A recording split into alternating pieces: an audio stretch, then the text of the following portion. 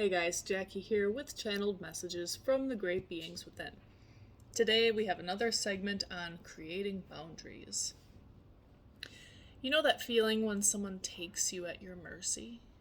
That dreadful dependent feeling mixed with desire that cannot at that moment be fulfilled by you, but rather you are completely relying on someone else for your emotional fulfillment?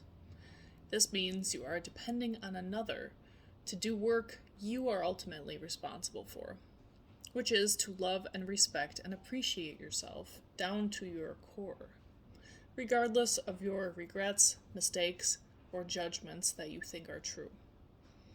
This is the essence of the next boundary we will be discussing here, as this one is often missed by most, but is essential to enjoying healthy relationships with any person you encounter. To develop this boundary, this sense of independence from others, which is namely identifying and taking care of your needs and wants, you must learn who you are first. Sit quietly with a pen and paper, as we often do, and focus on you.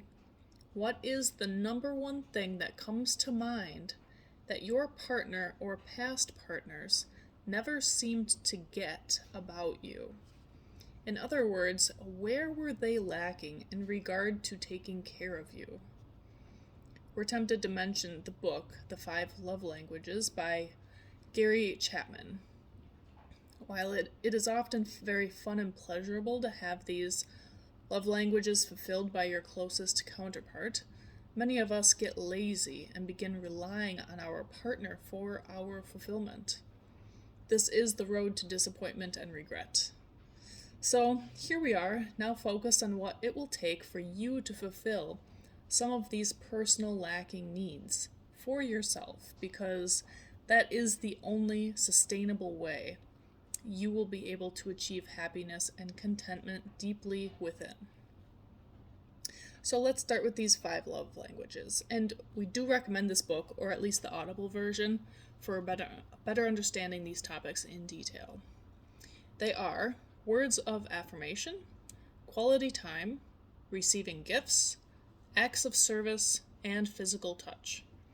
These are all things we look to a partner for, and one or two of these will stand out starkly to you.